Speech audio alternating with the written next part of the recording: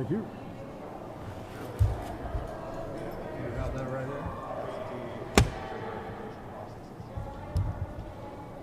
But I'm interested in those ones because they aren't about the Trump election. They aren't about the Senate. I'll get practice.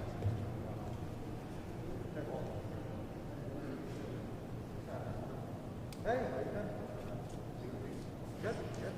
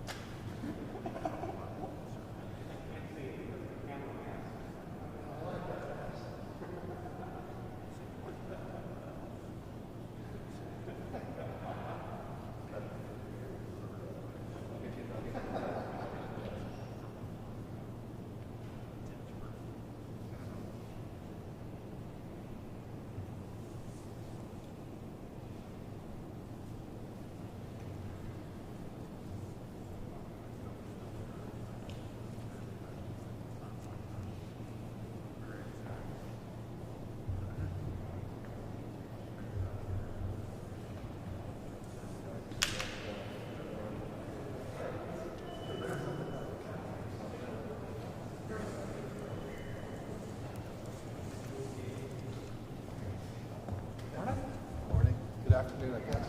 Yes.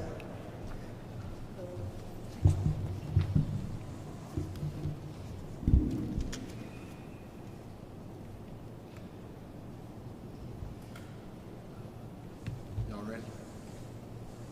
Good afternoon. I'm coming here before y'all today to discuss the continuing steps I am taking to protect the January 5th runoff election, and as part of this restoring faith in elections that has been undermined by the tsunami of disinformation. Because of this, we are conducting a statewide signature match study with a research team from the University of Georgia. This team will work to restore faith in the process and put these rumors to bed once and for all. All Americans, all Georgians, all voters, all deserve respect. Those that voted for the president and those that voted for the president-elect and those that cast their ballot for anyone else are all created equal and should be treated equally. 1 in 5 Republicans in this state split their ticket. That means that they voted for a different party at the top, but voted Republican for other races. In this context, those that believe the claims of widespread voter fraud, election theft, and all those other allegations deserve the truth. They are proud Americans. They are teachers, small business owners, farmers, truck drivers, nurses and doctors, mothers and fathers, and all are every part of American life. In my office, we will continue to present the facts in a respectful manner. We will continue to try and answer each and every question.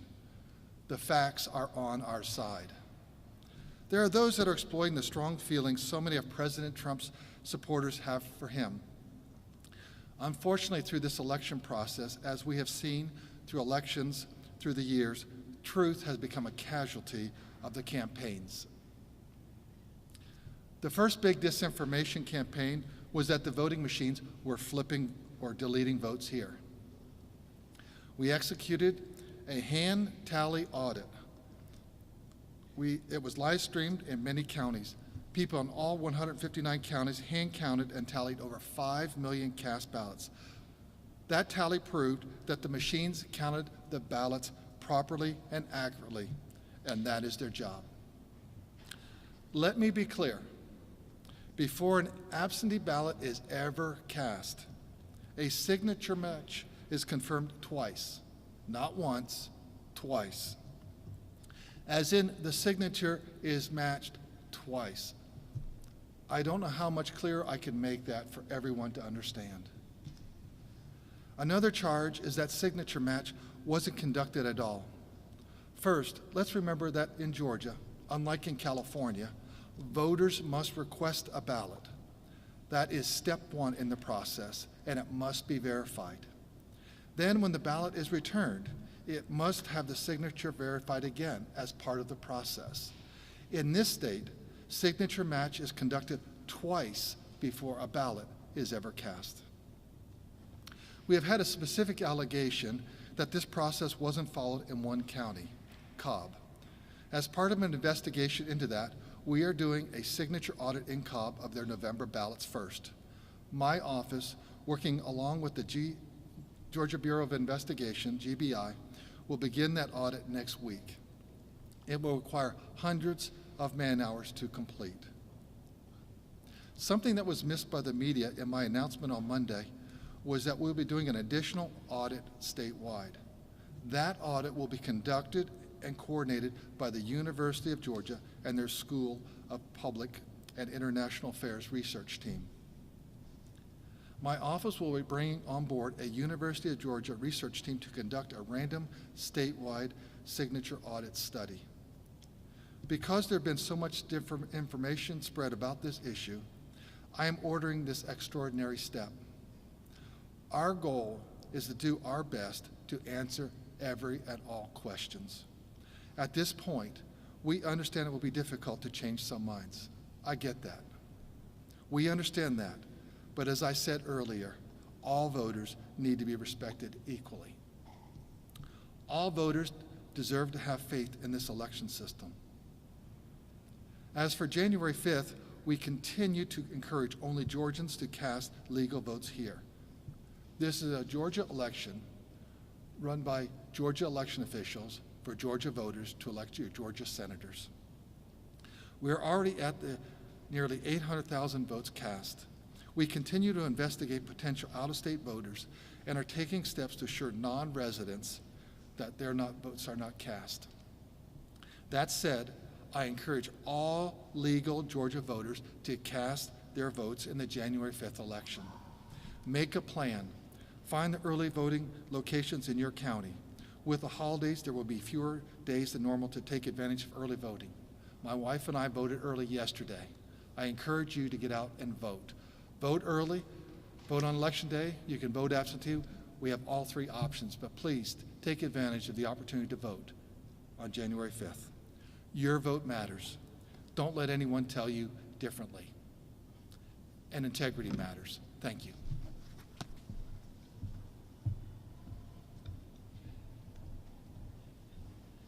Good afternoon.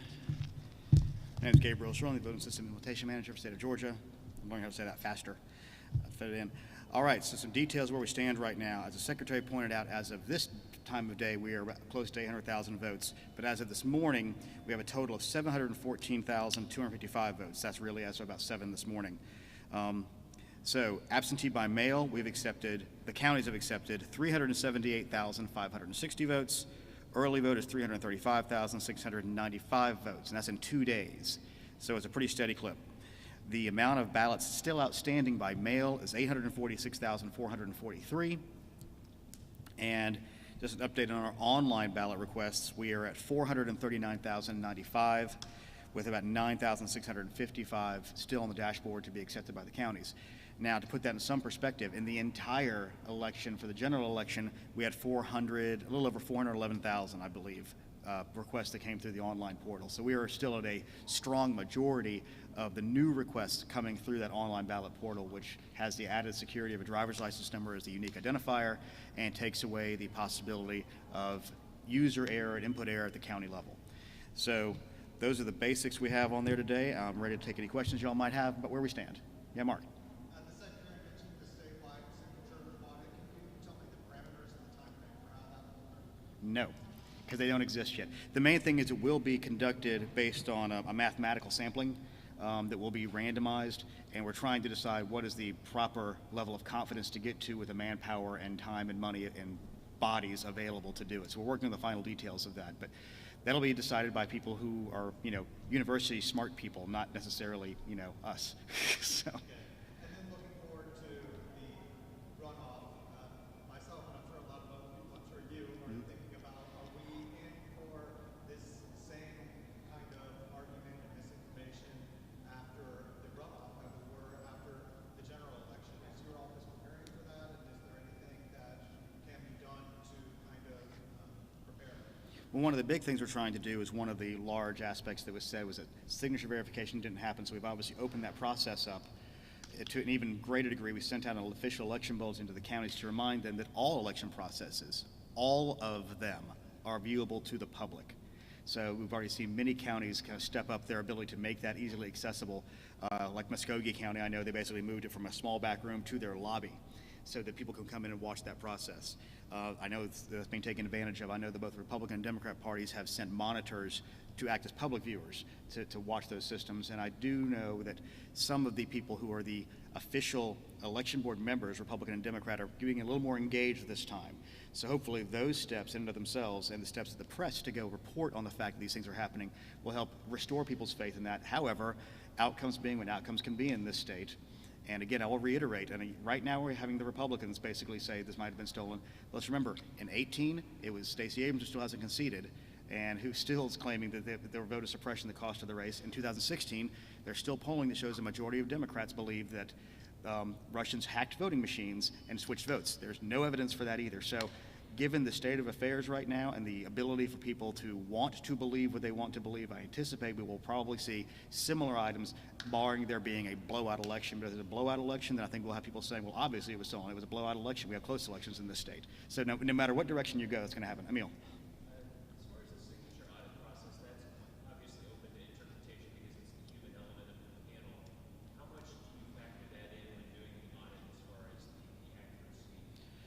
Well, it's going to have to be a two-part thing because at the end of the day, yes, use the signature, but the point of verifying the signatures is to make sure the proper human being, the proper registered voter casts that ballot. So if we get to a point where you have both the individual team looking at them and they say, we're not really sure about this, let's kick it up a notch, make sure we all agree this isn't one, there's a next step. You have to go and find that voter. Did you do this? Because the signature matched, but the voter still voted, it doesn't show an inherent issue in the system, but it does show that having that subjectivity is what leads to the potential for people to ask questions, which is why the Secretary is so intent on moving to a voter ID, more binary thing that's a specific identifier for different voters. So that will make it, that will take that subjectivity away. And people are saying it makes it harder to vote, but most of the studies we've seen where you've used voter ID, it hasn't done that. And I think we're at a point where we can probably leverage technology to make that easier for all voters. Doug.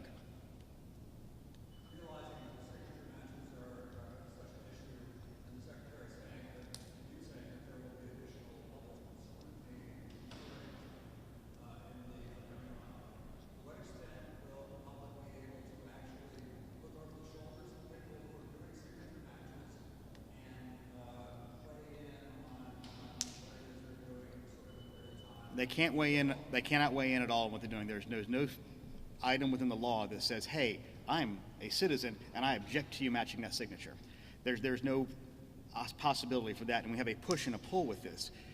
It has to be a public process. At the same time, under state law, there's personal identifying information on the eNet voter registration screen, and that has to be protected at the same time. So it is a push and a pull. And it's not they can sit there and examine them and look over their shoulders directly at the screen and do those kinds. They can take a step back and see, yes, this process is occurring. Yes, I'm watching them do that process and I'm seeing it happen.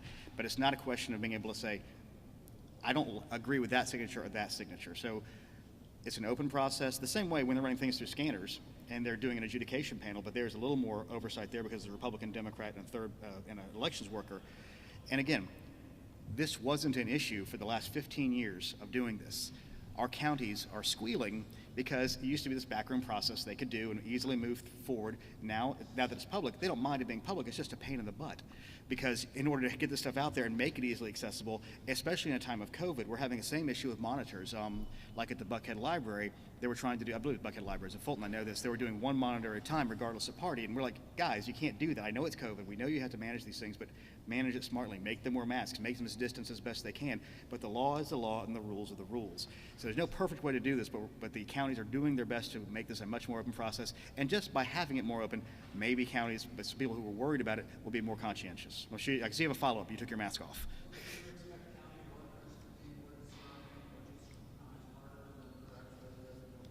I expect them to have the feeling that they might need to do that more. But I think most of our county workers and most of the elections workers, they're doing their job, and I think they're doing it as well as they can. Does this add an extra layer where it's the extra belt and suspenders that maybe I really ought to make sure this is right, and maybe it might do that? In a human nature way, I'm sure that's what it's going to be, so that's not a bad thing. Yes. Hey. Two-part question. So first about signature verification. You know, the Secretary of State's office said a few weeks back that the GBI would actually be assisting with the signature verification process. The GBI says they do not offer a signature verification service. So what experts will be actually looking at these signatures? Well, I can send this to you. They've actually come in and done training for us. I think there's a slight disconnect that they don't have. We don't go out and do this for other people, but they have people internally who do that, who have been trained on parts of those things, as I understand it. We do have that the training they gave to us. We can forward you the training they gave us at the Los Gavrio conference. They are coming in. They are part of the Cobb County investigation. It's partially manpower, but partially having people there who understand what they're doing on those kind of fronts. And like the Secretary said, it's going to take hundreds of man hours. The plan right now is to have 20 teams of two, not 2 teams of 20, 20 teams of 2 operating on likely a 12-hour shift when they do it. We're coordinating. This is what I love about people like, oh, a signature verification process, an audit, that's going to be so easy. No, it's not. It's going to take a lot of coordination. We're sitting there having to figure out how we're going to pay for meals, who's going to bring them in, who's going to shift these guys out, how do we track all this stuff? And it's a system of putting it all together. So we're going through that process right now. For the larger one with the University of Georgia, they're going to be looking through the same process and figuring out what are the rules and how do we put it together. That's why we don't have an exact timeline yet, because we just finished basically. We didn't ink the deal, but we basically have an agreement in principle to have that happen. So the GBI, along with SOS investigators, will be leading that, and I don't direct GBI resources. I'm assuming that they have people there who do have an understanding of basic human ability to recognize that this is the right signature and this is the wrong signature. Go ahead. Question. Yeah. So the electoral college is open. Mm-hmm. My question is this, if there were calls for this process, this signature verification audit several weeks ago, why wasn't this process put into place and this signature verification audit done sooner? Because frankly, there's been no investigatory rationale for it. At this point, it has become such a drumbeat of disinformation, we now feel obligated to restore confidence in the process by doing it now. Doing it earlier, again, who would have done it? How is it going to be paid for? Since then, the governor and the speaker have both said they would allocate additional resources. We're going to hopefully have that available to us.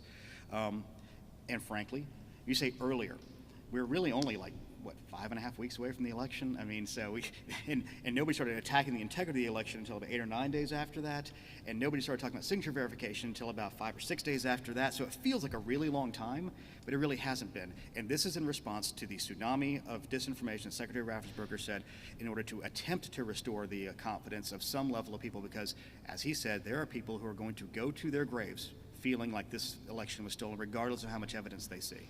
And they're the same way there's been people who go to their graves knowing the Russians gave President Trump this election in 2016.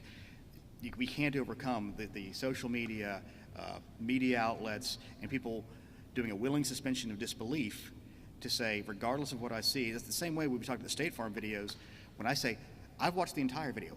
We are working right now to get the website finished up, which I think we're finally there. We found a way to get it set on Vimeo so we can easily get it to people's PCs. I watched the whole video. People say, well, I watched that 90-second video. Are you going to tell me to not believe my lying eyes? And I'm like, given the facts out of context, your eyes aren't lying about that 1 90-second portion. Yes, they did pull out ballots from that section, but we also an hour earlier saw them put them in. So if you see that, you get some context to it. So we're trying to get as much factual, full information out there as we can, but it's very difficult to combat the President of the United States and his legal team who continue to do things, and then we have elected officials who continue to give forum to these. And it's unfortunate.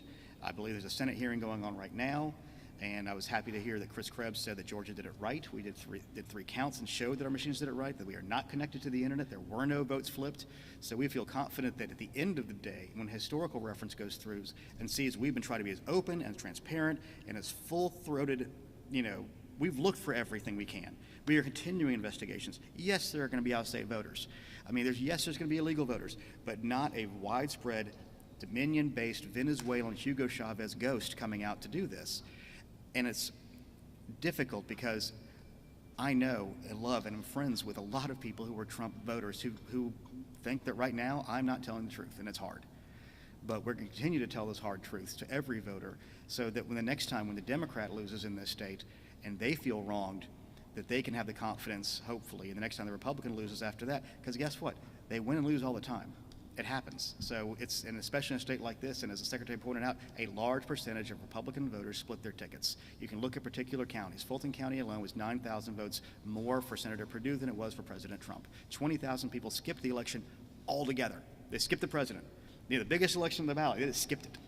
So, because at some level, internally, they made that decision. That's their right to do that. But it's hard for people who are strong, hardcore partisans of either party to understand that kind of maneuver. So that's why it's being done now. I wish we didn't have to do it because there's no specific allegation of wrongdoing other than we feel like something bad happened there, and we know, because this is true, the most likely place you're going to see illegal votes is going to be through the absentee ballot process because 75% of our votes were cast in person with a voter ID right then and there. Yes, sir.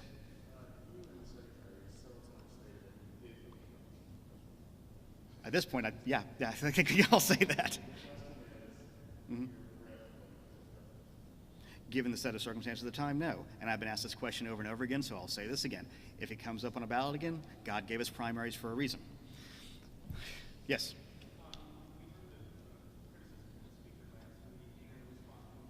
Mm-hmm.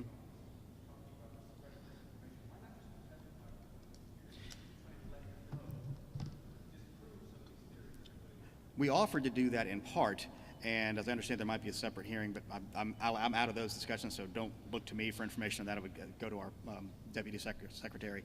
Our lawyers said, as we were about to go into hearings on these things, if we went in with our specific responses and the way we would do it, would put us at a legal disadvantage in the situation. So the attorneys, which is the Attorney General's office, the Special Assistant Attorneys Generals, and our General Counsel all said, don't go testify. In retrospect, maybe put the legal things aside, but at the same time, in general, I've got a habit in my life. When lawyers tell me to do something when I'm in litigation, I tend to listen to them.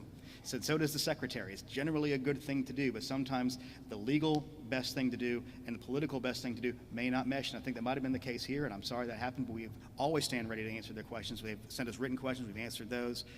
Like you said, I have no shame and no doubt that I will go try to answer every single question that ever gets asked of us as best that we can, and we will continue to do so. Yeah. No. Yeah. Would there be a circumstance where you would do an audit after the runoff? I don't know. Okay. Separately, back on signature match, we had a state senator who apparently signed an incorrect signature just to see if he could Get it through? and he did. Does that show the signature match doesn't work?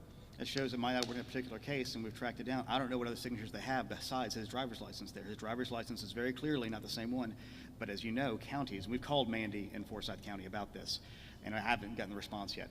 He could have a different signature on there, but I think he was probably deliberately trying to get it through, so they may not have. And guess what? As I said numerous times, human beings are the weakest part of this process. And there's a reason we want to move away from signature matches the way to identify voters, because it's a subjective binary thing, and sometimes I'm sure people are just tired and they want to go through and they probably, oh, I know him, and I know he's going to do this kind of thing, so we're going to get it, let's send it through anyway, which is probably not the brightest thing in the world necessarily, or they have a signature that's similar to that, or they looked at the wrong signature that was similar to it from anyone next door to it, because his last name is kind of unique, and they kind of know who those people are. I mean, that's he is a sitting state senator. They'd probably recognize it.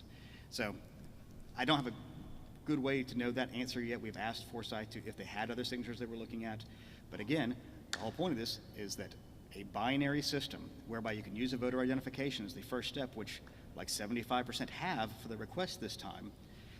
We are in better shape doing it that way for the whole process, to take away that ambiguity and take away people's fears that this could be abused.